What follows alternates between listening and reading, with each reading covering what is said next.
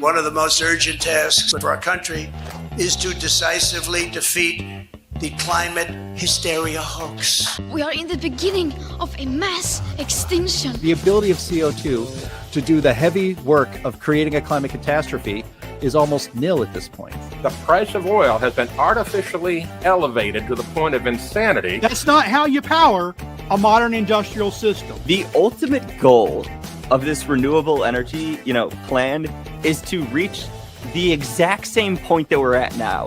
You know who's tried that? Germany. 7 straight days of no wind for Germany. Their factories are shutting down. They really do act like weather didn't happen prior to 1910. Today is Friday.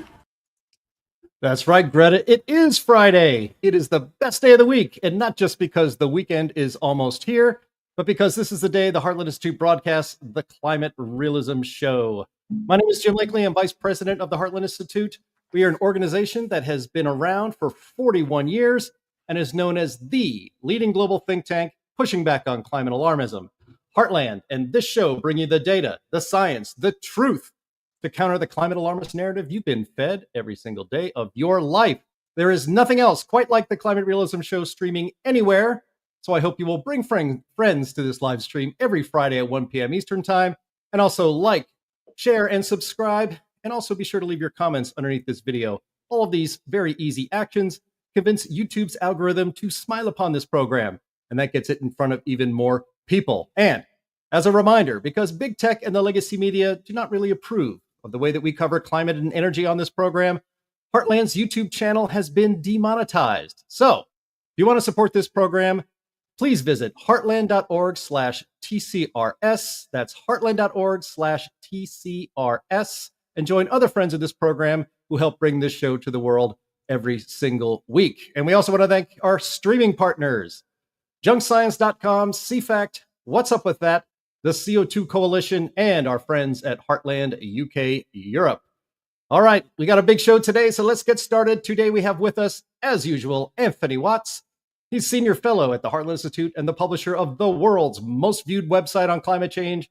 What's Up With That? We have Sterling Burnett. He's the director of the Arthur B. Robinson Center on Climate and Environmental Policy at the Heartland Institute, and also known as the Archbishop of Canterbury. And we have Linnea Lueken, Research Fellow for Energy and Environment Policy at Heartland. And of course, we also have our producer, Andy Singer, behind the curtain, making sure the show looks and flows just great. And we want to welcome back to the show a friend of ours and a friend of the show and a friend of climate realism, Dr. Matthew Wielicki, PhD.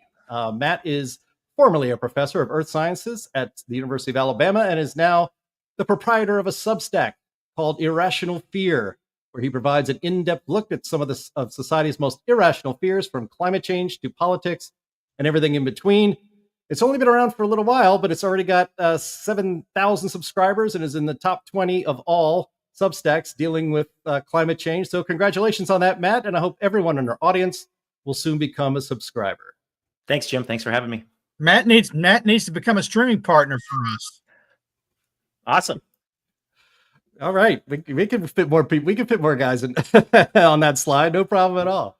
But yeah, so congratulations on that. I know I want to encourage our viewers and listeners to check out theirrationalfear.com is how you can get to it. But you can also look up Matthew by name in Substack.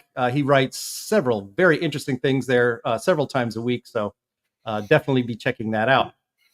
We have a big show today. So without further ado, let's kick it off as we always do with the crazy climate news of the week. Hit it, Andy.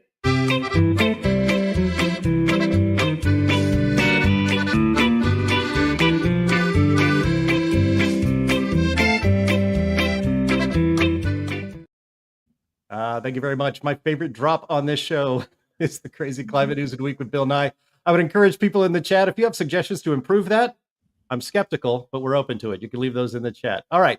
There's actually an additional bonus crazy climate news that is not in the lineup, in the rundown over here on the sidebar. This came to us. Well, I know, Sterling, you've been on the radio talking about this topic already. And Linnea, you wrote an article about this on climaterealism.com. And the owning a dog is not a wrong climate choice. So go to climaterealism.com and check that out. Let me read a bit for it from the story for everyone. Vermont's WCAX3 news station posted an article from the Associated Press titled, "People Often Make Wrong Climate Choices, a Study Says. One surprise is owning a dog," in which the writers claim that owning a dog is bad for the climate because they are meat eaters. Associated Press writers claim that there are 3 actions that help the climate most, and those are avoiding flying, using renewable electricity, and choosing not to get a dog. The article also claims that because dogs are carnivores, they are a significant contributor to climate change, since farm animals, which will become food, release methane, a greenhouse gas that contributes to climate change. They claim that beef is a particular problem on that front. All right, that's enough of that. Linnea, you have a dog, and in fact, regular listeners to Heartland's live streams, including In the Tank podcast yesterday, Thursdays at this very same time, 1 p.m. Eastern, know this, that you have a dog, because she joined us on the program yesterday when a mailman, he decided to greet the mailman live on the air. So when are you going to break the bad news to her that, she's got to go? Yeah, well, I'm about to, send her off. If she keeps barking during the show, she's going to get put in her house or something. Yeah, if I hadn't had my mic muted just about 2 minutes ago, you would have all been treated to her joyous annunciation that the mailman has once again come to my door at exactly the time that the show starts. So anyway, but yeah, no, it's real nonsense. They wonder why they're losing ground, right, with regular people on the climate issue. The whole study that they're referencing was one that said basically all of the things that people like to virtue signal about doing in order to show that they are good little climate concerned citizens, like recycling, driving an electric car, that kind of thing. All of those things, the study said, actually have negligible impact on climate, and they're wasting their time, and they all over exaggerate how much impact they are actually having. And in fact, what they should be doing is not flying anymore and getting rid of their dogs. So these, don't take vacations, get rid of your beloved pet. These things are all things the climate crowd wants you to believe now, and wants to, I guess, gain ground with average people on. It's just not going to go well for them, I don't think. Yeah, when I forget whether I brought the story to Linnea or Linnea brought it to me, but when I first saw it, I thought, well, they've made a real strategic error here. Even if you think dogs are contributing to climate change, telling people that they've got to get rid of their dogs and not own dogs anymore, or to save the climate, you're going to lose a lot of people. I know people that give more money to their dogs than to starving children. They've stepped in it here, and the thing is, it's just idiotic. One thing I found interesting in the story is these guys say, "Oh, well, electric appliances don't do much." Well, hold it. There was a whole push by the Biden administration to get people to stop using gas appliances to save the climate. But now these scientists are saying changing to electric appliances don't do much. But what does do is having your dog put down, and not owning a dog in the future. So I looked into it. They helpfully provided some information, some data.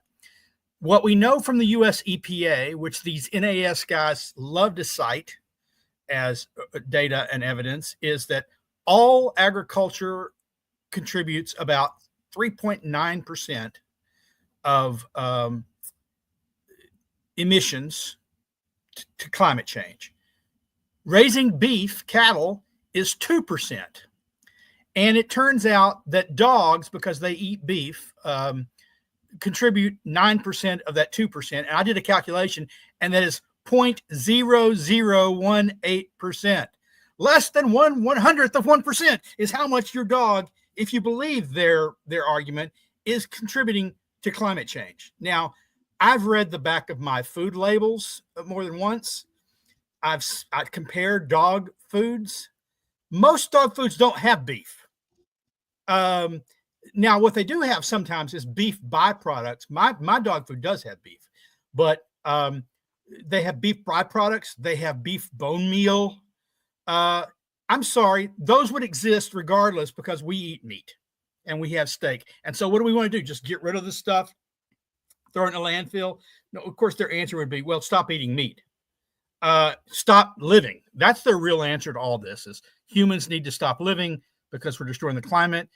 And the really, really ironic thing about this whole story, just besides the stupidity of 0.0018%, causing climate change, is that these guys have generated climate anxiety among youths.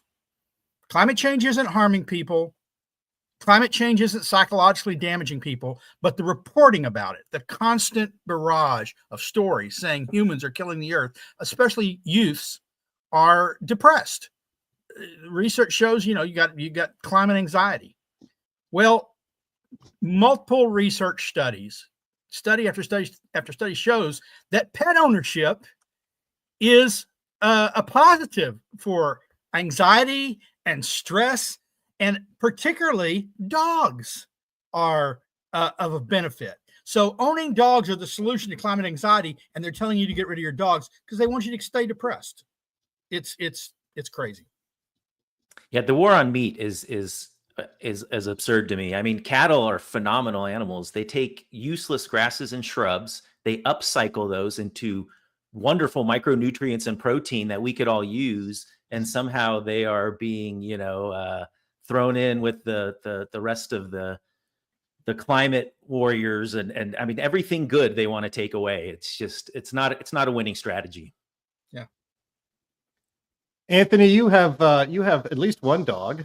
You Yeah, I need to have weigh two. in on this. Well, my way in is pretty simple. Imagine some climate alarmist approaching you at a cocktail party and telling you have to get rid of your dogs because they're killing the planet. It'd be the same as if you were asking that person to kill one of their children. So, their whole philosophy is dead on arrival. Yeah, 100%. I'm with Linnea on this one. I mean, I think we should just keep encouraging the climate alarmists to keep this messaging up, because it's a disaster for them. I mean, you don't mess with people's kids, and you don't mess with people's pets, and they want to project their mental illness on everybody else to tell them to do these things. It's insane. So Yeah, the AP story was especially funny because they inserted some like bunny propaganda towards the end. They're like, if you really want to save the climate, the pet that you should have is bunny rabbits. And it's like, why? Big Why, Bunny. if you're so worried about it, don't have any pet. Someone brought Pet that up to me ownership today. is going to contribute. Someone brought that up to me today. They said, well, what about fish and bunny rabbits? And I said, look, I don't care what the pet is. It has an impact. You feed rabbits pellets. Do you think pellets fall like manna from heaven? No, they're created in a factory that uses energy from other things. You're not feeding your rabbit grass. Your fish, fish food comes from byproduct of sea fish, of commercial fishing, which uses a lot of diesel. The trucks transport this stuff. As an owner of many, well, not many, but multiple fish tanks, many aquariums, I will say that they are almost certainly not energy efficient, especially if you keep tropical fish in high temperatures. Yeah, very much not. I'd love to see the climate impact of keeping discus or something. Yeah. I think that perhaps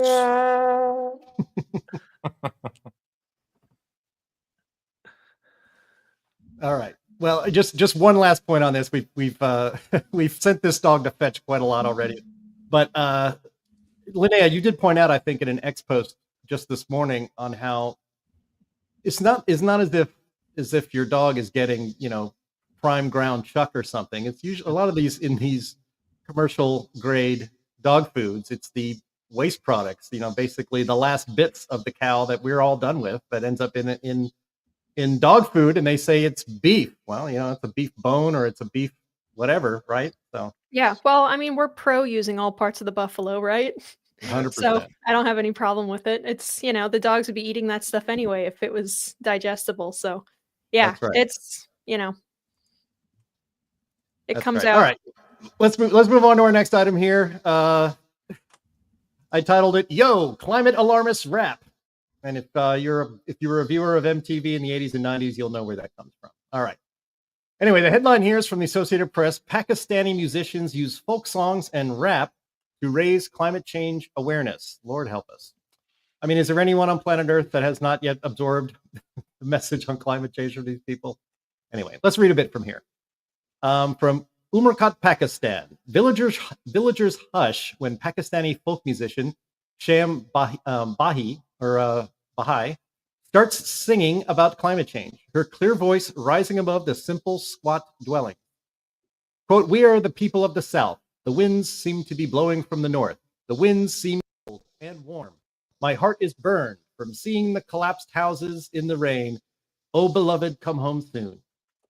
Sham is from Sindh, the Pakistani province worst hit 3 years ago by climate-worsened deluges that affected tens of millions of people nationwide and washed away homes, farmland, and infrastructure. Now, I'll stop here for a second, just say, obviously that is tragic and that is bad, but it is, if you're watching the show, you know that it's not becoming worse because of human activity. It's bad because of the conditions these people live in, which is not resilient. It's third world. It's not very resilient. All right, we've mentioned that. Here we go. A little bit more from the story. Quote, "The meaning of the song is that poor people's homes built on mud are not strong," Sham explained. "Women and children face hardship during the rains because they are vulnerable in the absence of men who go away to work. The women of the house call on their men to return because the weather is so bad." Exactly. Maybe it's not a great idea to live on mud, but a little bit more from this story before we throw into the panel here. Quote, "We can engage a lot of audiences through rap. Through rap, we can reach out to hundreds of thousands of people through our voice and our message." She said, "Hip hop isn't common in Pakistan, but the genre resonates because of its tradition as an expression of life, hardship, and struggle." And here are some of her rap lyrics. Quote, "There are potholes on the road. The roads are ruined," raps Sham. "I am telling the truth. Will your anger rain down on me? Where was Balkistan government when the floods came? My pen thirsts for justice. Now they've succeeded, these thieving rulers. This isn't a rap song. This is revolution." All right. That'll do it for that. And you'll all be thanking me that I didn't try to actually rap that. So, Linnea, I'm going to throw it to you to start Why off. me, Jim? But I'm going to throw it to you, without actually asking you a question, just to kind of get your reaction to that whole idea. Well, I have seen these types of climate raps before on college campuses. I think, what do they call it? I guess it's more like slam poetry, really, at that point than rap. So that's really not anything new. Greenies have been doing it, I guess, for decades at this point. It's always cringe. Nobody likes it. I think most of the protesters at those events usually don't like it either. So I'm not really sure how much impact that this is going to have. I award them no points. And God have mercy on their soul. I count it as a positive that they haven't been stoned in a square somewhere. I listened to her rap lyrics and I listened to the song that they said she was singing earlier, and I saw nothing evidenced in either song related to climate change. Men didn't go off to work before climate change. They didn't have weather before climate change. They didn't have storms. They weren't living in mud huts before climate change. The government wasn't responsive to people's needs before climate change. I don't believe any of that.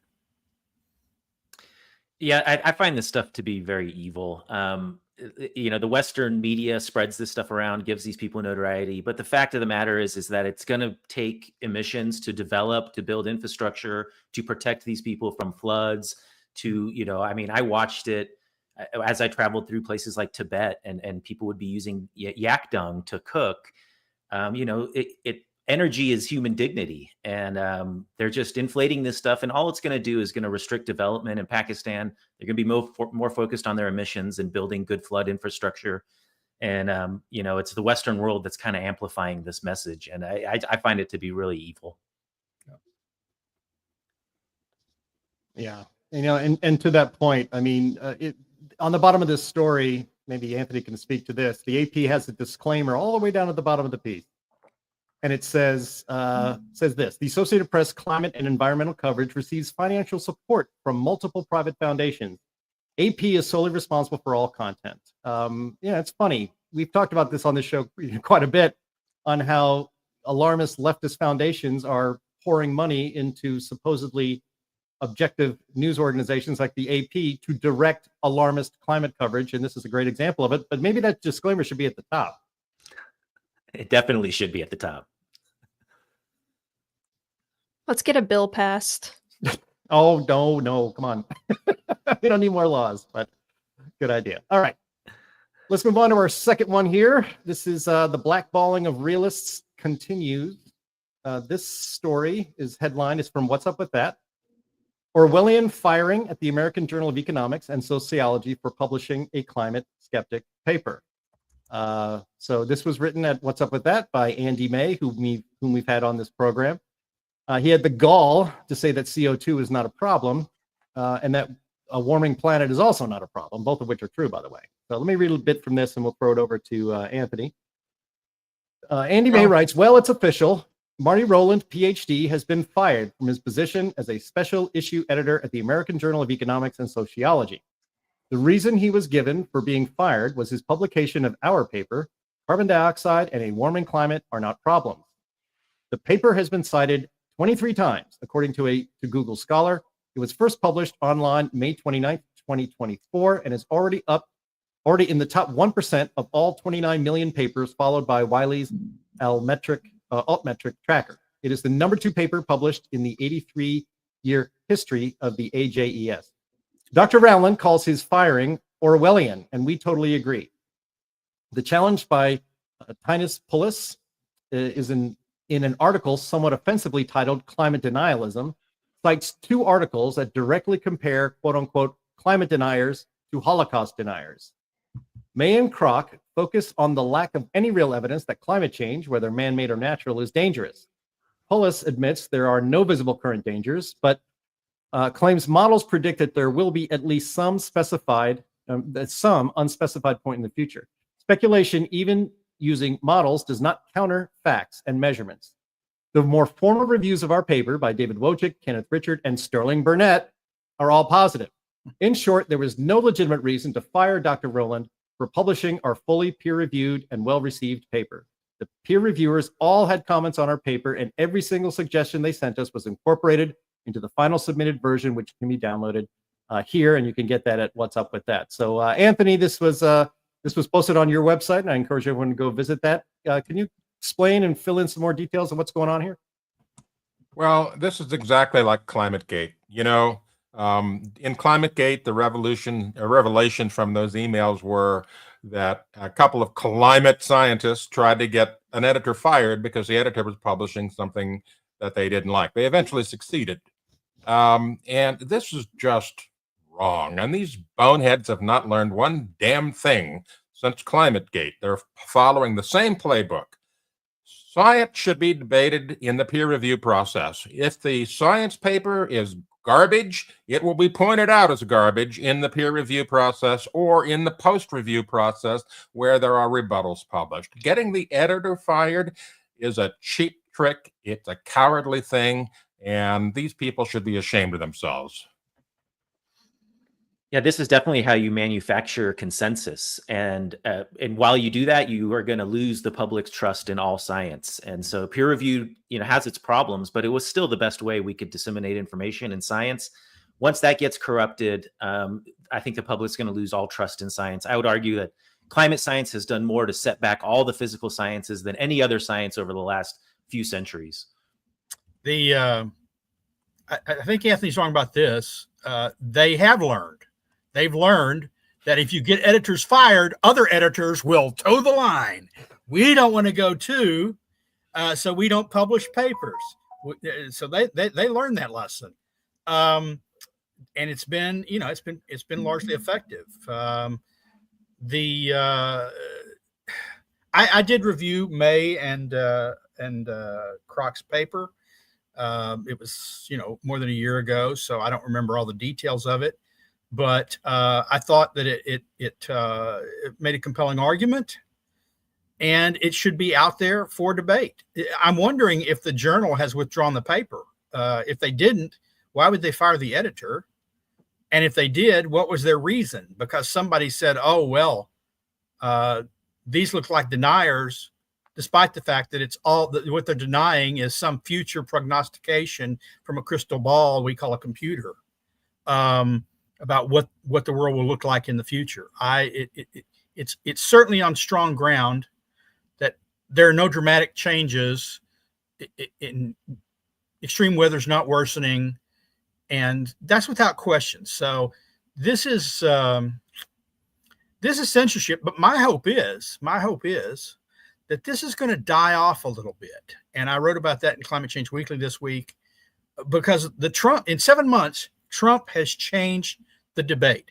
They have put the environmentalists, the climate alarmists, on their back feet, because they now have to take seriously the DOE report. That for 20 years now, they've tried not to engage us. They won't debate in public. Skeptics, they've said they won't do that. They won't. They don't want to honor us by sharing the stage with us, give us legitimacy. The media has said, no, we won't have so-called deniers quoted, because that would give their views legitimacy, as if they have a legitimate point of view. And now the DOE, who funds most of this climate alarm, who has funded most of this climate alarm in the past through research grants, has put out its own report, and they're having to engage for the first time. And I think that's great. So hopefully journals will start thinking, boy, there's a new sheriff in town. Maybe if we want to keep respect and continued patronage, we better allow these legitimate papers in.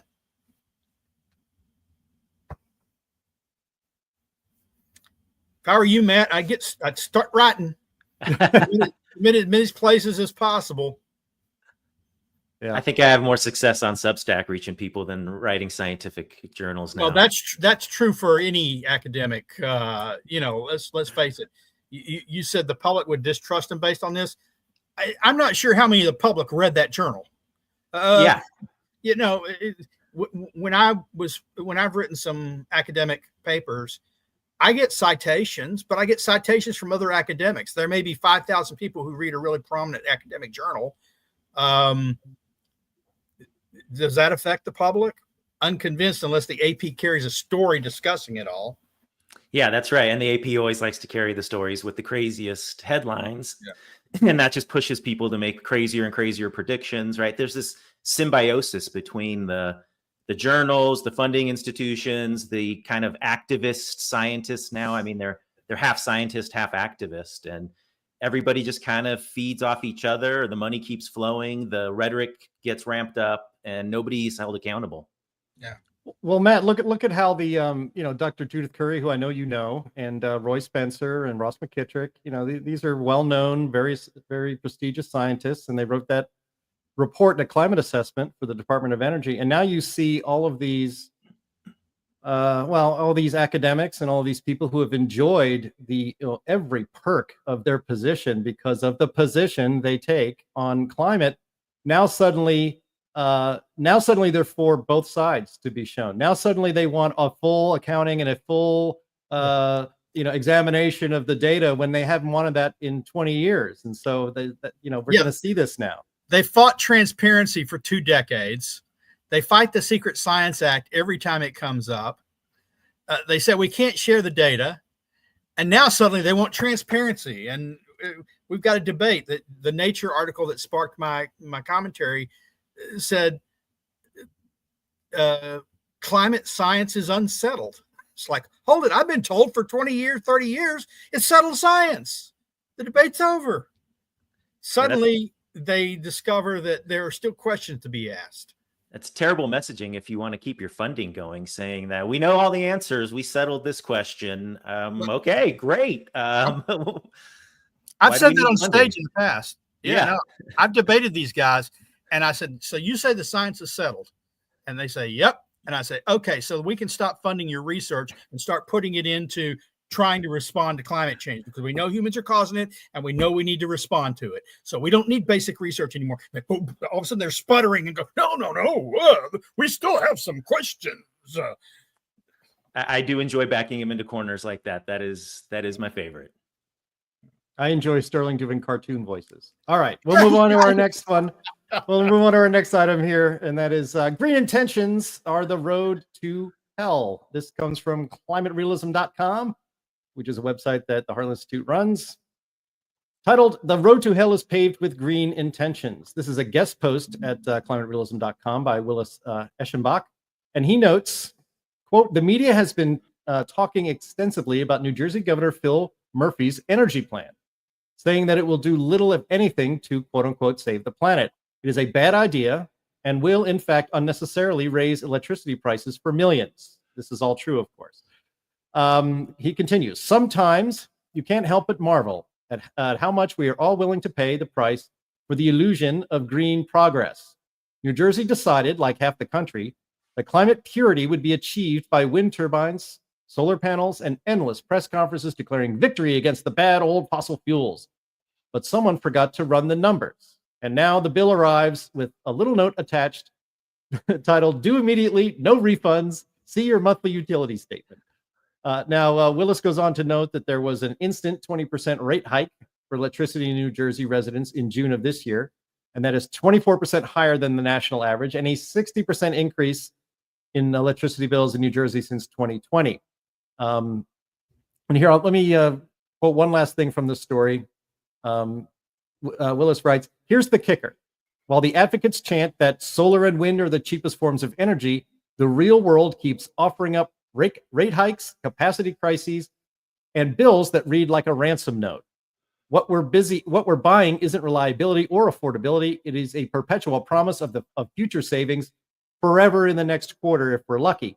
So New Jersey residents get stuck paying for capacity the grid can no longer guarantee, backups for power sources that quit at sunset, and transmission lines waiting for someday."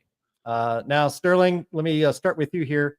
Heartland, we are involved in a long-running lawsuit against wind power off the shore in Virginia. We don't have to get into all that details right here. But, the reason why the Heartland Institute and CFACT and others are trying to stop this madness, this idea that green energy is cheap. It's not. It's not cheap. And we keep seeing more and more proof every day. He froze. Oh, my goodness. That wasn't just me. That wasn't just me. No, go ahead. So, look, we at Heartland, we look at data. We look at research. We try and base our claims on solid ground, not speculation, not talking about the future, what we expect based on models. And the data is clear, 100% certain. As you add more wind and solar to your electric grid, any region it happens in, any area it happens in, you face two things: higher prices, which means it can't be cheaper. If the prices are higher, let's be clear, you can't fool people about this. If the prices of their gasoline is higher, you can't tell them it's cheaper. If you tell them that their electricity, that wind and solar are cheaper and we're adding it and your prices are going up, it isn't cheaper. Secondly, they're finding that their reliability is gone down. It's your power shutting off when it's not supposed to shut off. It's your lights not coming on when you flick the switch. This is not correlation. This is causation. Wind and solar are causing prices to rise and causing electric reliability to suffer. And anyone who thinks otherwise, anyone who tells you otherwise, like Governor Phil Murphy, is lying to you. Now, that's true for a lot of politicians. Every time they open their mouth, you can probably bet that they're lying in part, but he's lying in full. There's no evidence whatsoever, despite the claims of climate alarmists, despite the claims of advocates who are profiting, the utilities who are profiting from cost plus building ever bigger wind and solar. Why build a $2 billion wind plant and solar plant when you can build a $4 billion one and make 400 million rather than 200 million? But it's cheaper, we're telling you. It's cheaper what? Than keeping a plant you paid off 20 years ago online because there's fuel cost? It's crazy. And it's illegitimate, and it's a lie. Yeah, I had the pleasure of speaking just earlier this week in Seattle with an organization called Project 42 that's kind of pushing back a lot of the climate craziness in Washington State. And they talked a lot about free enterprise and what we can do in policy to bring jobs. I mean, there's such a manufacturing sector and technology sector with, Microsoft, Amazon, Boeing. And I kept reminding him, I go, guys, all this stuff isn't going to matter if the cost of electricity is through the roof. All of this technology, all of these manufacturing jobs that you want to onshore that have been offshored in the last few decades require tons of energy. And you can play all these games with policy and all these tax breaks, but if they're paying through their nose in cost for energy, they're just not going to come here and build things. And if they do, whatever they build is going to be incredibly expensive. And so it all just kind of comes back to these costs, and it's a clear correlation. The more renewables you add, the higher the consumer rate, and the less stability the grid has. The Portugal and Spain blackout is clearly a frequency change in the overproduction of solar at that time. And, the grids are really more susceptible to the frequency on the grid than actually the total load. And so if you have these fluctuations in frequency, you see what happened in Spain and Portugal. So higher prices, less stability. I mean, I don't see any benefit in any of this. Let me break it down for Texas right now because I've called it up. Natural gas is supplying about 60% of the electric power right now, despite the fact capacity, it's a smaller capacity. Where's wind? Let's see. Yeah, wind is the green. It's maybe 2%. We have built so many gigawatts of wind, and it's providing about 2% of the power right now. And solar is providing maybe, 20%. It's a sunny day. That's nice. Not a lot of clouds in the sky. Yesterday, it was much less sunny, and solar wasn't providing much. But the point is, ERCOT, our power provider, gives us a second-by-second breakdown. And right now, coal, which they've largely shut down, is providing more power, probably quadruple the power of wind. It's providing more power than nuclear, and it's providing half the power of solar on maybe a quarter of the capacity. All right. Anything else anyone wants to add to that? All right. Well, Linnea, I know you live in an undisclosed southern state that does not seem to be very enthralled to the climate alarmist nonsense. And so happily, this fad will end before it even hits your state. So we should be so lucky. No, the state that I'm in is in a RTO that's got a little bit of an obsession with that stuff, unfortunately. So yeah, my power goes out all the time. So it's very unfortunate. All right. Well, we can always hope. All right, let's move on to our main topic today, which is the climate lockdowns are coming, and we're inspired for this to be our main topic because of our special guest today, Matt Wielicki. So let me read a little bit. It's from his Irrational Fear Substack. He says here that you guys might have also, we were thinking about covering this story all on its own last week, but this is a great time to cover it. So Matt writes, this month, Canadians learned that a walk in the woods could cost more than a speeding ticket. Nova Scotia barred hiking, biking, fishing, and even picnics on forested land and advertised fines of up to $25,000 for violators. The sweeping controls are sold as science, yet the long-term wildfire data do not show a national CO2-driven escalation. Canada's own databases show big swings year to year, a record spike in 2023, and then very quiet seasons. including an exceptionally low 2020. That is not a steady climate signal. It is variability. And so there's some slides here you can see from, yeah, you can leave it right there, Andy. Actually, that's where I am in the story. Matt shares here a chart showing the number of fires and area burned in Canada by year. And you can see what he wrote matches that chart. 2020 was exceptionally low. 2023 was exceptionally high, but it's natural variability. He scrolls down a little bit more, and you can see the forest area burned and the number of forest fires that he pulls out for the Maritimes of Nova Scotia. Right there, you can see 2023 was a spike, but it was just an outlier, an anomaly. And then he also pulls out the forest area burned and the number of fires in New Brunswick, where it's kind of the inverse of that. So again, no trends. So Matt, I wanted to lay all that out for our audience, including those charts, and you can talk more about this whole issue. But I also want you to get into why you think the COVID lockdowns were a dress rehearsal for the climate lockdowns to come. Yeah, I mean, I think that you're seeing a lot of the repeated patterns that we saw in COVID, this kind of real panicked response, and then kind of changing reasons why things are shut down. So they initially said you can't go into the woods because you might start a fire.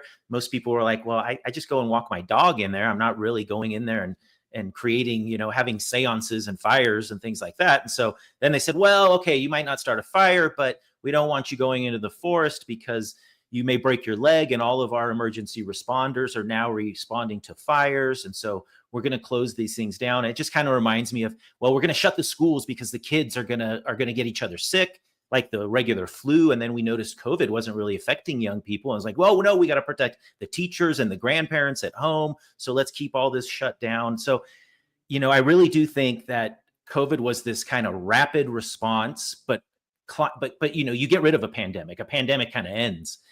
There is no end to climate change, right? Because climate literally means change. I think climate change is a little bit redundant. I don't know why we call it climate change. I think that's kind of calling like a baseball ball or a tennis ball. I mean, it already, climate in the term has the definition of change, because if we're static on the planet, that means the planet's dead. And so I find this stuff to be repeating, just like with COVID. There's no justification, like you showed with the slides there. Sure, there are these anomalous years. 2023 was one of them. But if you look at those dark lines, the number of fires dropped pretty dramatically in almost every place. And one thing we've learned is that we're really good at suppressing fires. So much so that in California, for example, the fires now burn wood that's 4 decades old. A really smart scientist started to date the actual smoke coming off these fires through carbon isotopes. You probably heard of carbon dating before. And they noticed that the smoke was burning material that was 4 decades old. And if we think about like prehistoric times, we know that California had a recurrence burn interval of something like 5 to 10 years. And so what we're seeing is we have less fires because we're really good at putting them out, but we're leaving a lot of unburned fuel on the ground. So when things get out of hand, you can really have these large area burn years where things kind of catch up. And so this has nothing to do with CO2. This has to do with forest management primarily. We're the wildlife urban interface has really kind of gone away. We keep moving into the forest. I get it. I think that living in the forest is great. We own a cabin in Big Bear, my family, in Southern California. So I totally understand why people want to go to these areas. But we have to understand that as we move into this and we kind of get rid of the wildlife urban interface, there's going to be more fires. So we have seen a little bit of an increase in places that are like forests, but globally, I mean, the acres that are burned has significantly declined. We see that through satellite data. And so this idea that wildfires are somehow linked to CO2 or climate change is absurd. But for the governments, what a great way to restrict your movement. What a great tool to start to think about where you can go, where you can't go, where I can find you. And I just saw that script play out with COVID. So that's why I made the statement that COVID was the rehearsal, but climate's going to be the show. Yeah.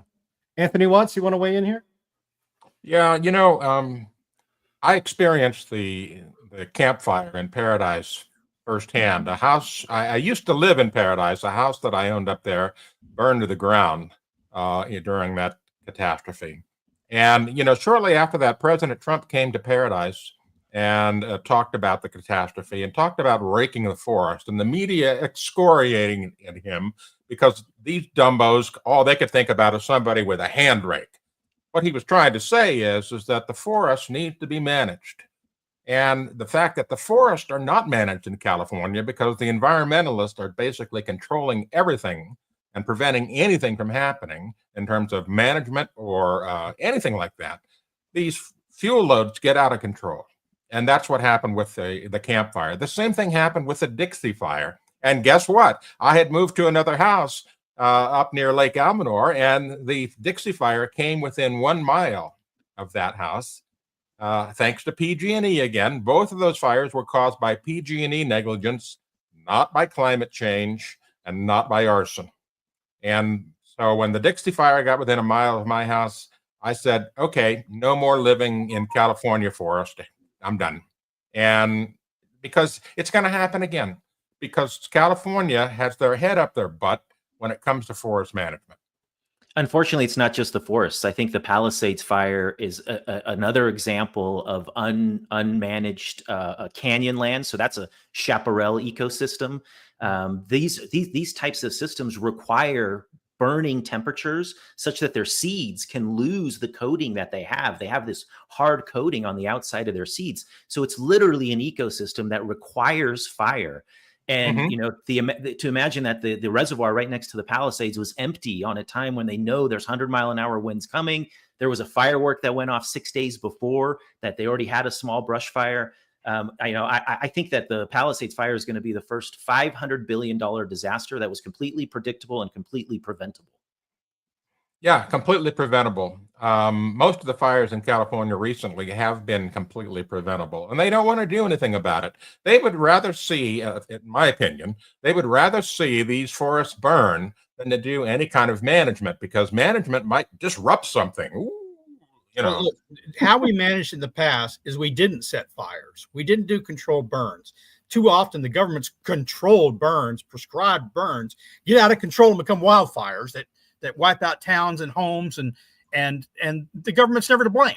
The government doesn't pay off the people. Accident, but we got sovereign immunity. We don't have to pay anything. How we managed it under Smokey the Bear, up until Reagan, until the first Bush, is we logged timber from forest, 2 million board feet a year, 12 million board feet a year.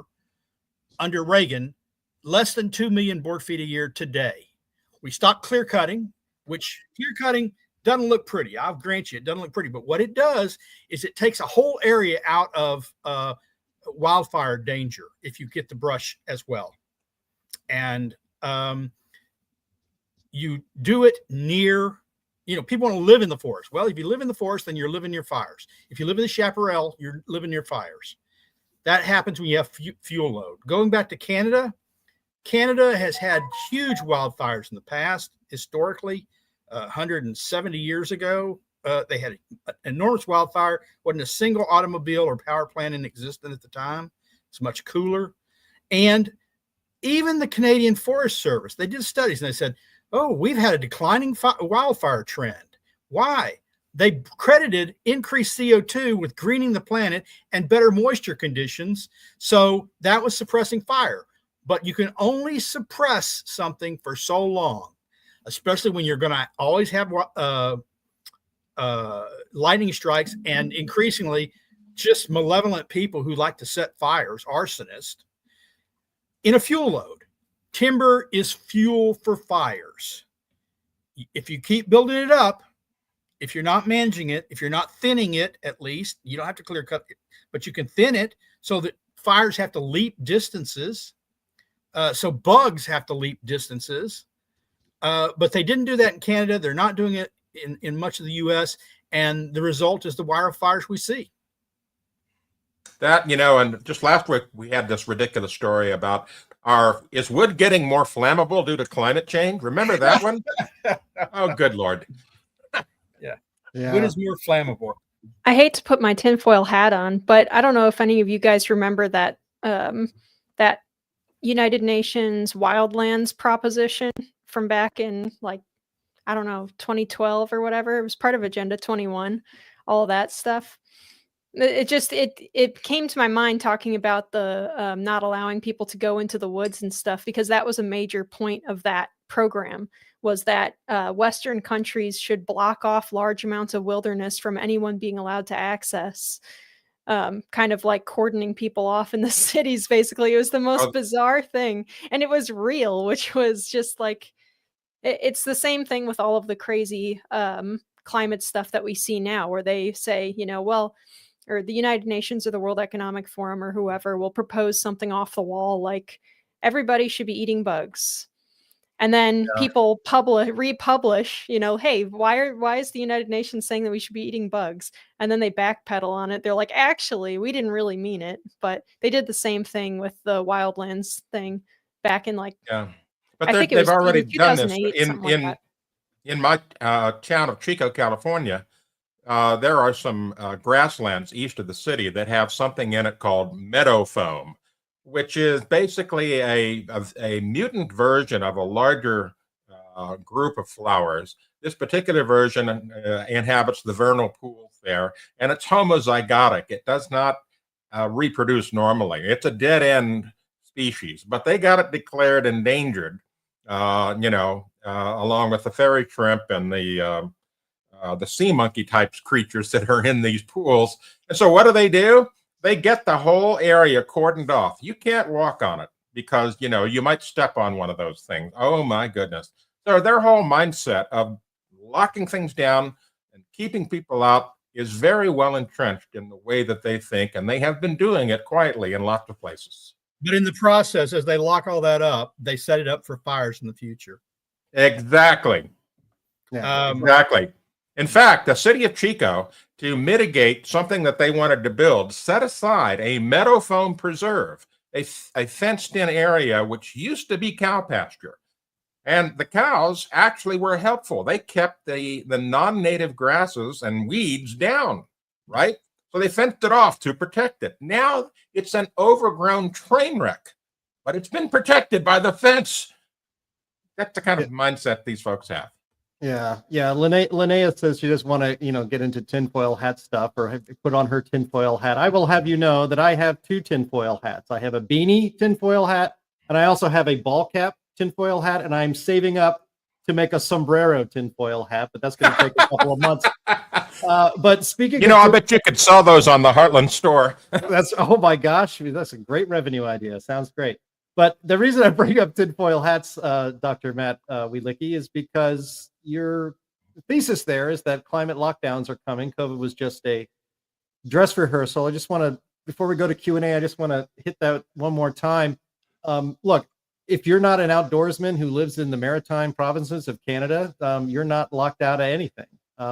What justification and what kinds of lockdowns would you see coming, and by what authority? Yeah, I mean, I think I if you would have asked me 5 years ago, I would say no way. There is no authority that could do that. And then I used to own a building in Alabama when I was teaching there that we rented, and the CDC told me I couldn't rent or I couldn't evict people. And I was like, what's the CDC? What authority does the CDC have here? And so what we find is if you can sell a crisis, you can start to, all that kind of goes out the window. It doesn't matter whose authority. I mean, authority was given to all these different 3-letter agencies that never had it before. And so I just see the same type of thing, this crisis, this panic mode.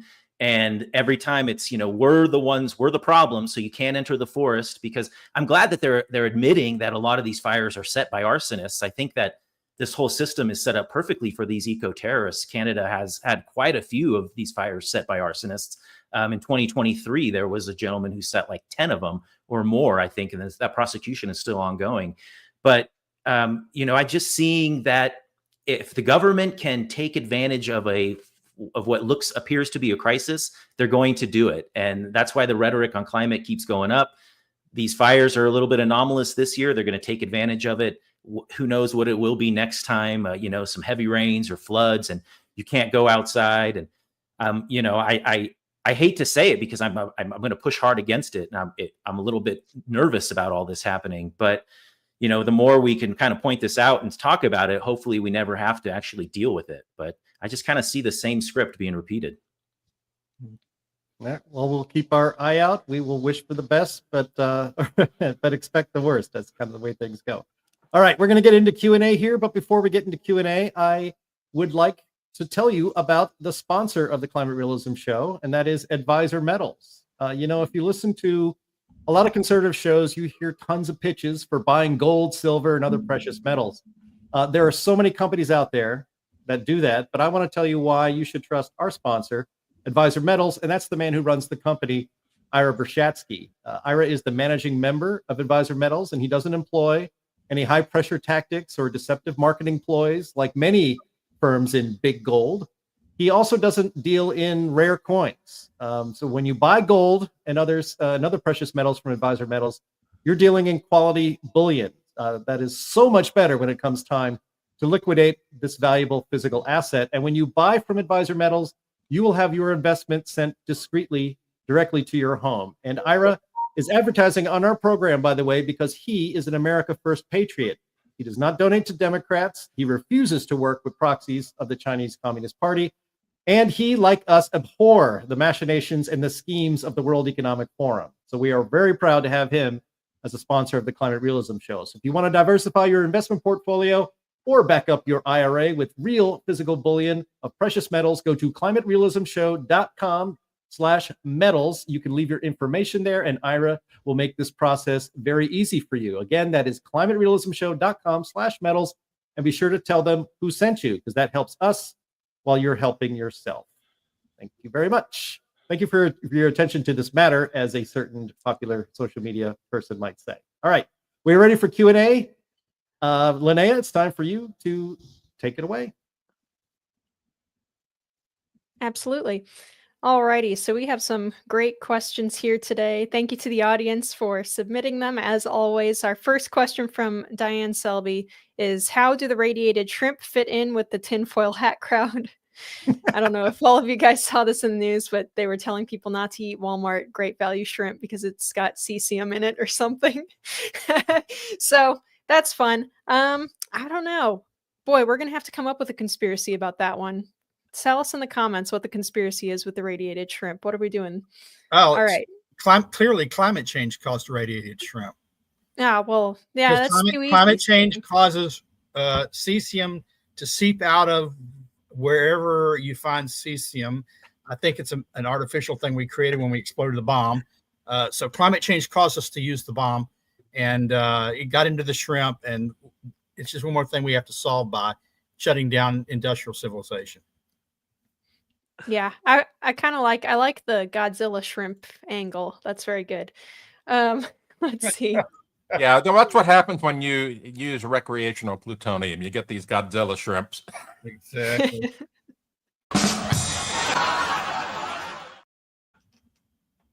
There goes the neighborhood.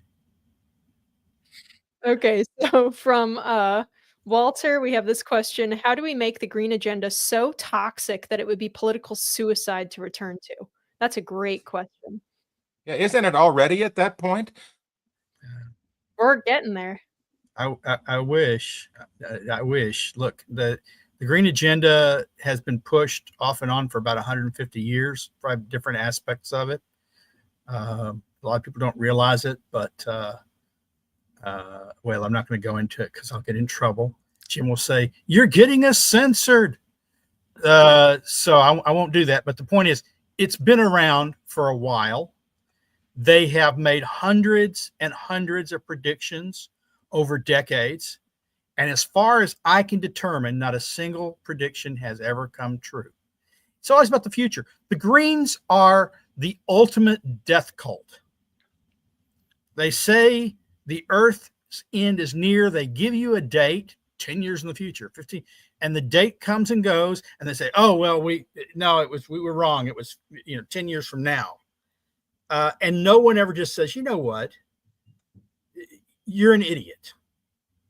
You have no standing. You keep mouthing words that don't come true, and we're just not going to take you seriously anymore." I'd like to think it's on the out, but my suspicion is if we ever truly put the stake in the heart of climate change for all time, that it'll be plastic, microplastics, or it'll be some other thing, chemicals. You're being killed by chemicals. We're living longer than ever, but you're being killed by chemicals. They'll find something else that will be just as bad. That the solution is always the same: bigger government, more funding for their research, and bigger government in your lives. I think one thing that's important is, having a little empathy too, especially for the younger folks. I mean, they've been hammered with this stuff since they've started to read and open their eyes. And, every other TikTok video is something about a doomsday clock on the side of a building somewhere. And there's, countdowns to when the planet's going to spontaneously combust. So I saw these kids, and like their anxiety was real, and their fear was real. It was affecting their lives. And so, I think you got to have a little bit of empathy for these young folks that have been essentially brainwashed by a lot of this stuff. But you also got to have hope for them. If you follow sort of Winston Churchill's old saying, if you're not a liberal when you're young, you have no heart. If you're still a liberal when you're old, you have no brain. Yeah. Most people come to their senses as they get older, which comes from what? Experience. Yeah. They've lived through the false predictions for 40 years, and suddenly it's like, hold it. These guys are just wrong. And by the way, I've got to pay a mortgage, and I have to have a house, and I own a dog, and I ain't putting it down. I would say also never underestimate the power of laughing at these guys. Like the dog thing, boost that everywhere. Look, the climate crazies want you to get rid of your dog to stop climate change. What? Normies, people who aren't, political addicts are going to see that, and they're going to think, well, I'm not doing that. And then they're going to move on. It's a matter of making everyone aware of how ridiculous the alarmists are. Yeah. And just let me put a little bow on this one, because the question is, how do we make the green agenda so toxic that'd be political suicide to return to? Tim Benson, who works at the Heartland Institute, he does energy policy and helps us with outreach with legislators. He shared with us this week a story that he found in the New Atlantis, and it's about Bill McKibben's new book. And it's a new book by the high priest of the climate movement. Reads like the end of an era. I recommend our viewers and listeners to check that out. It's a long read. It's one of those old-fashioned literary magazine reads. It's worth every minute and every word. It was such a pleasurable read, because the thesis of this is that Bill McKibben has led the Democratic Party down a dark path from which they are not going to be able to return very soon because of climate alarmism, and that it cost them in the 2024 election. It's going to cost them again here, I think, in the midterms, with the kind of stories we covered today with the increased energy prices in New Jersey. So it already is, I think, becoming political suicide, or let's just say at least the Democratic Party is starting to feel a little weird in their tummy, and we'll see how it goes from here. Unfortunately, Bill's has the #1 Substack in climate and environment. So every time I see that, it irks me. You'll overtake him there. Let's hope so. You will. Okay. Maybe we don't have to make them toxic. We just have to make them ridiculous looking. Like Linnea said. You'll never had the plot. We don't have to make them hated. We just have to make them, treat them like the clowns they are. Laugh. Yep. It's very effective, especially against the left, because they don't have the ability to laugh at themselves. And that's evidenced every time a Republican laughs at themselves.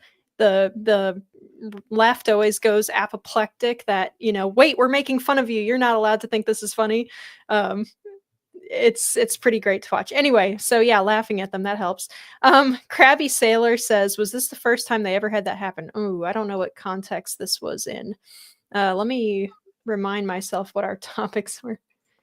Oh, no, it had to do with when they fired the editor. That's right. And it's That's not. right. They did it during ClimateGate as well. Yeah, Richard Lindzen had published a paper, and the editor was fired after publishing that paper while he was a faculty member at MIT. And yeah, this is a member of the National Academy of Sciences, by the way. Yeah, remarkable. Yep, absolutely. Chris asks, is there any evidence at all that shows monsoon season is starting later as claimed in the story? I'd bet a chocolate fish there's little to no change.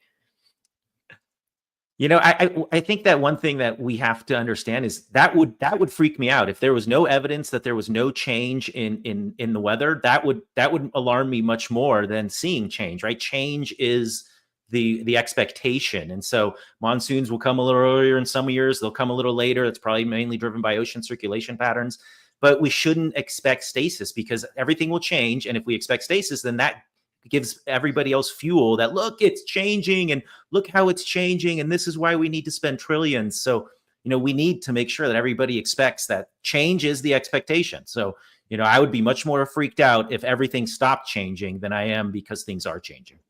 If people go to Climate Realism and read what we've written about different monsoon seasons, look, they predicted they're coming earlier and they're more fierce. They predicted they're coming later and that, oh my God, how will we grow our food because we depend on the monsoons in these countries, and we're not getting as much rain.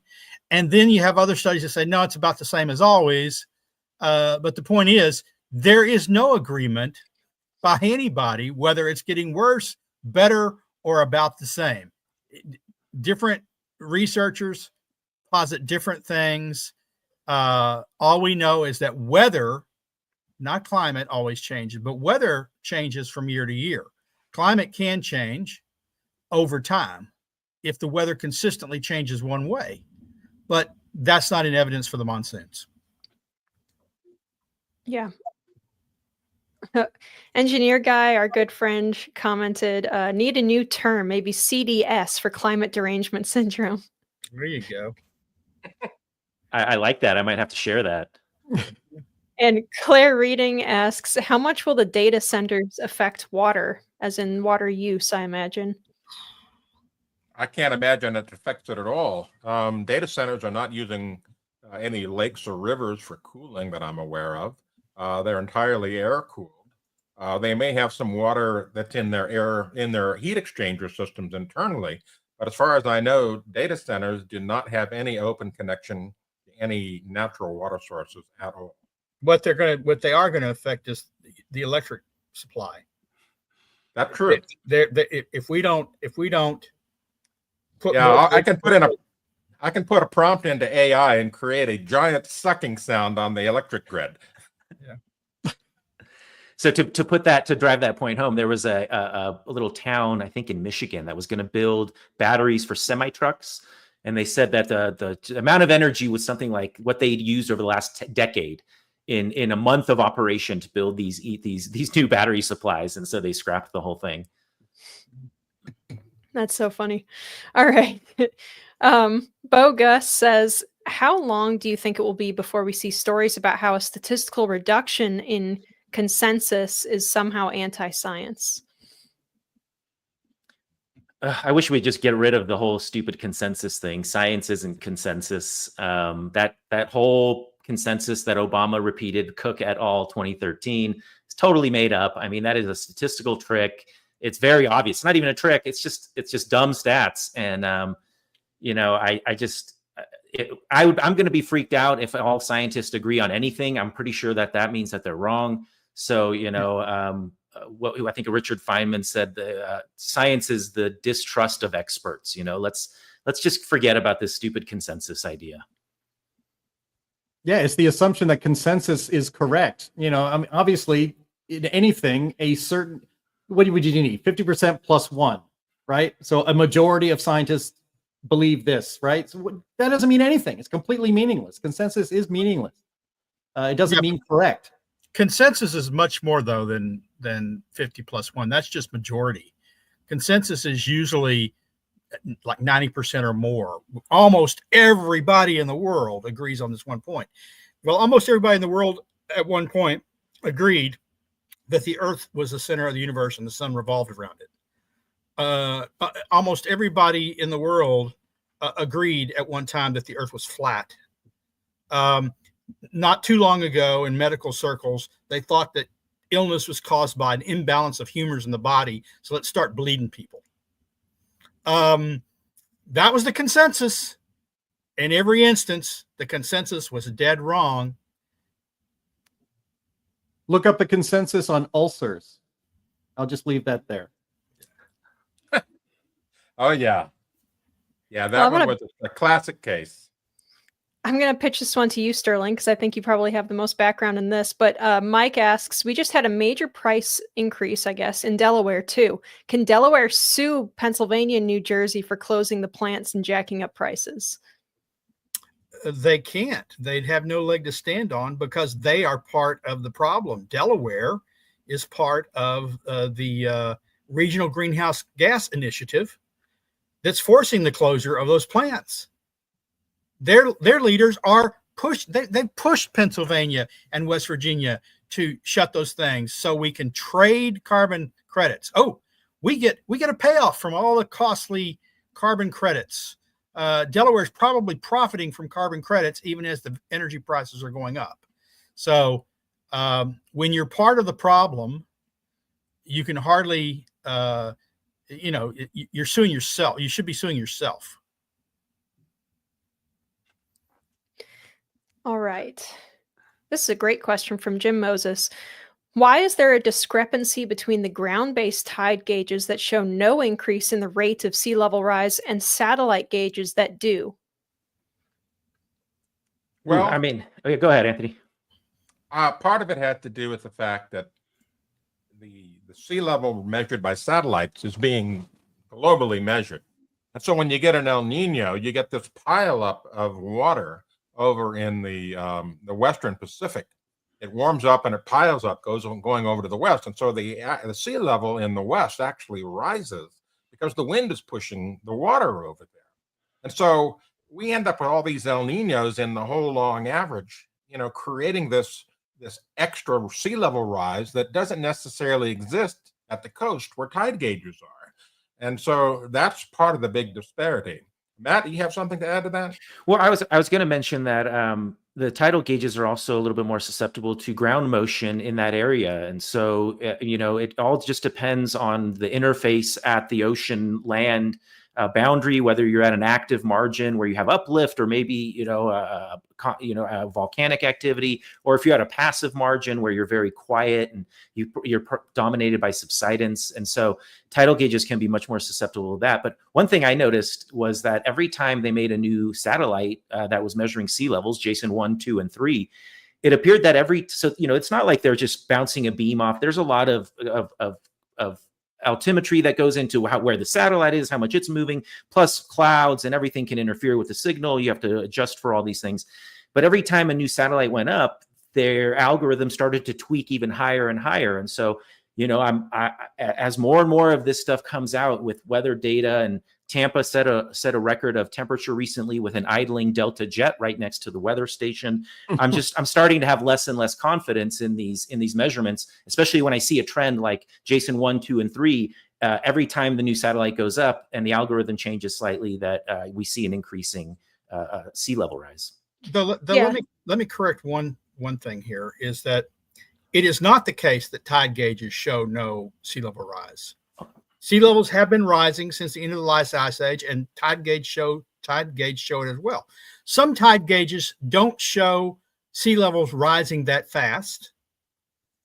Remember, there is no universal tide gauge. There are tide gauges at specific locations. In some areas, sea levels are rising, largely due to subsidence, pretty quick. Louisiana is an example. In some cases, sea levels are rising about the rate they were before. In some cases, sea levels are falling because land is upwelling or is being added. But the point is, there's no universal tide gauge data. There are discrete locations, and it's different at every location. If you really want to make them go crazy, show them Oslo, Norway, and how the sea level is falling there because it's isostatic rebound from the last glaciation. Ooh, that will make people go nuts. Yeah, well, and Jim is and Jim is clarifying. He said the rate, not like absolute sea level rise. And I think that answer was in there, and that was that they have patched on new satellite data to old satellite data. And every single time they patch on a new satellite, the rate is a little bit higher in the new satellite. So We're not sure if it's because they are less accurate than previous. Yeah, Or we've more actually had an accurate. analysis on that at What's Up With That. Willis Eschenbach wrote a paper about that, basically showing that, you can stitch all these different satellite sets together, but when you look at the trend line for each one, they change with the satellite, and that's not real. That is not nature. That's an artifact of a measurement or instrumentation problem. That sounds like more like a tactic than a trend. Yeah. Me too. Yeah, it's really convenient that it always goes in the same direction for them, huh? When there's an error of some kind. It's like my Amazing. bank. They always overcharge me a little here and there, but they never undercharge me. It's interesting how that happens. Incentives matter. Yeah. All right. So, yeah, and here's a question that's kind of related to the sea level, or it is related to the sea level discussion, and that's American Warhorse, who I don't think I've seen in the chat before, so welcome, who says, why are seaside properties being brought up when all of it is supposed to be underwater? Being bought up, sorry. It's a great question. Ask President Obama, who said the seas would rise and then retired and immediately bought beachfront, coastal property in Massachusetts. The point is that why it's happening is because they don't believe what they're saying.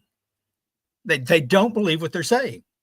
People want to live near the ocean, and real estate people really, they want you to. They want on the one hand to say, "Oh, climate change is going to swamp your properties." Insurers don't want anyone living near anything that might flood. And so they glom onto climate change. But then when you have to sell, they buy it up. They snap it up. And they want to resell it at a higher rate because they're going to build, your house is going to be underwater. But the hotel I build after I buy your property, that won't be underwater. Yeah. No, I think it's because they just kind of cynically promote this stuff in the news in order to scare people and in order to attribute any kind of flood that they get, but they're actually not all that worried about it when it comes to their day-to-day activity. So, I know that sea level is rising. It's very slow. It's probably never going to be a problem for me ever in my lifetime. And so I live in an area that would be, I've twice lived in an area that would be in kind of like a danger zone, hypothetically, for future sea level rise. But 200, 300 years from now, darn, I'm not too worried about it. And by then, we'll do what the Dutch have done for centuries, which is build infrastructure that lets us survive and thrive in areas where sea levels have risen, but our feet are dry. Absolutely. Okay, this is a great question from Jerry Palmer. He says, if we all wear tinfoil hats, will we increase the planet's albedo and mitigate warming? I think the answer is yes, actually. I suggest that the climate alarmists take that seriously and test it. Yeah. I think we could probably find somebody to fund that. That would be a geoengineering solution that I could get behind. There are those. Have you guys heard of Make Sunsets? This company that's trying to put sulfur into the stratosphere. Yeah. After decades of getting rid of sulfur and all the money we spent and all the fear of acid rain, now they want to put sulfur back into the atmosphere to do exactly this. I think the tinfoil hat would be a lot safer. Yeah, I think it'd be a lot cheaper to just turn the coal plants on, take the scrubbers off. Yeah. I told you I'm working on more hats. I'm doing all I can. I'm just one man. I don't know what to tell you. Yeah. I send one to Bill McKibben, send one to Michael Mann, send one to all those guys and say, look, do your part for the earth. And send us pictures. And that's the important part. And send us pictures. Absolutely. We would never mock you using those pictures. No. So, Dr. Wielicki, was the CDC granted the authority re the renters, or did they just take it? Yeah, that's a good question. I'm not sure exactly how all that went down, but I did talk to a few lawyers at the time in Alabama and said, look, these folks aren't paying rent anymore. I'm going to have to evict them. I can't. This is unsustainable for me. And they told me that the CDC does have this authority right now, whether they took it, whether it was granted to them through some back channels or something like that. I wasn't really sure, but it made me open up my eyes that this idea that we know like kind of where authority lies in government all goes out the window the moment we're in crisis mode and panic mode. And that's what they're trying to do. Heartland had a project called Governors Not Gods a few years ago that fought against all those kind of emergency measures that said, and at the federal level too, it's like, look, these measures aren't sanctioned by actual law. They are accreting themselves to them. They're claiming they have this authority, and people are afraid to challenge it. It's going to be costly. If you'd fought it, the court case wouldn't have been heard before the pandemic was over. And that's what they know, is they can do all sorts of bad things to you, and the chances that they'll ever pay for it, by the time you get around to the court declaring they don't have this authority, well, the pandemic was over. Yeah, and the big losers are the small fish, right? I had 4 apartments. It was just one building, and so it's like with the essential and non-essential workers, you saw that the big corporations could stay open. They knew that the government wasn't going to mess with them, but they would go and close down all the small mom and pops. And so it's the small fish out there. It's the regular people that end up losing in all this more than anybody else. In Texas, the churches were closed, but the liquor stores were open. Go figure that. The marijuana dispensaries were open in Colorado and California. Those were essential. Yeah. We started with 2 weeks to slow the spread, and a lot of Americans tried to, did that and accepted it, even with a smile, to do their part. And then look what happened. I think COVID did more to make more libertarians than maybe even Ayn Rand did. At least I hope so. All right, so we have this question from Pete M, and this has been asked by a few people here, and we do have quite a few viewers in South America, so this is good to address.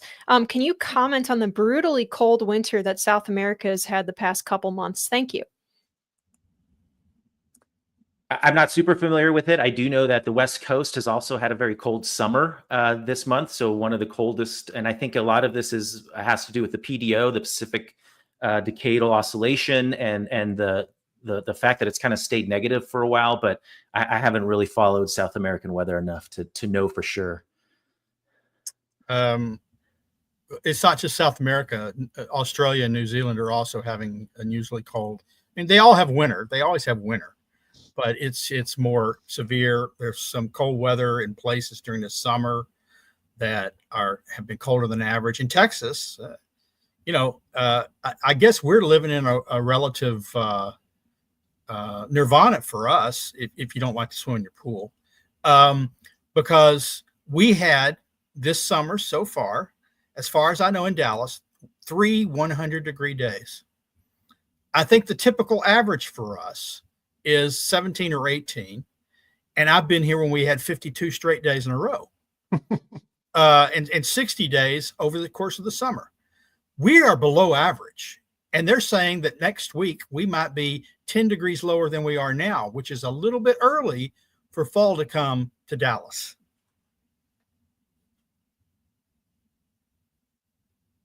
Yeah, Jerry Palmer says global warming is selective. Who knew? CO2 only works in the certain interpretation of global warming is selective. Yeah, right. Yeah, absolutely.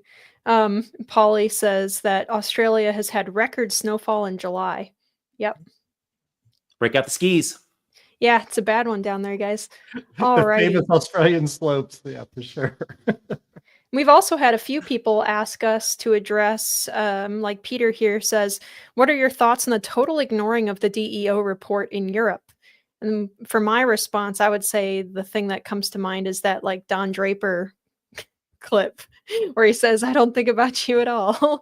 So it doesn't matter if they ignore it, if they follow America's lead on policy anyway. So, if America pulls funding on all of their stuff for their green projects, then they're going to be floundering. They're going to get in line soon. I mean, their economy is suffering so dramatically that I think the young people are starting to get fed up with this because now they're seeing that, they have no jobs. There's nothing, I think this stuff, the winds are shifting, even in Europe. Absolutely. Anyone else?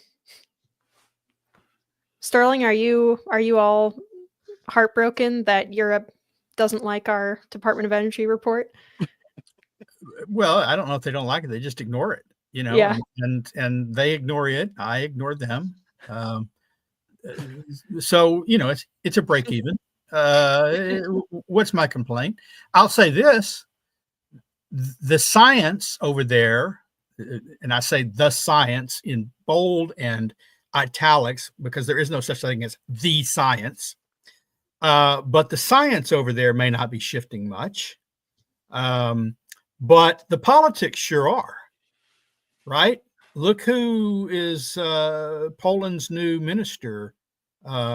Look who has been elected in various other countries and how they pulled out of various climate things.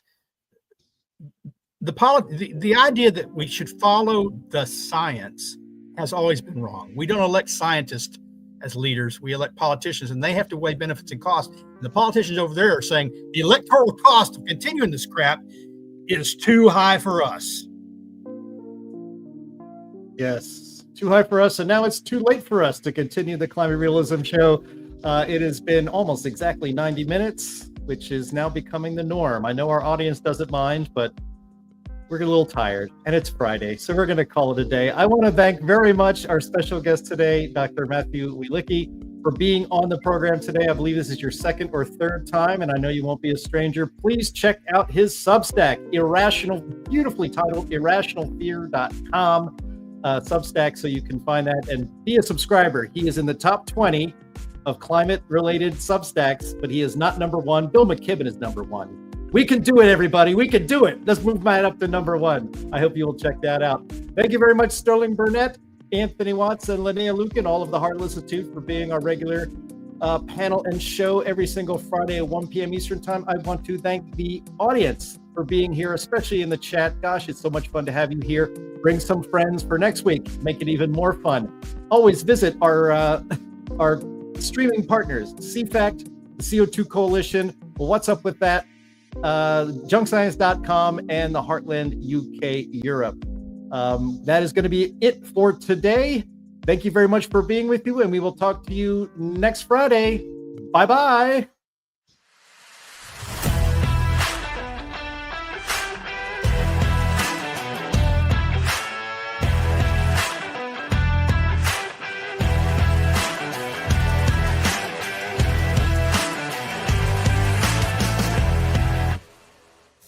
How dare you!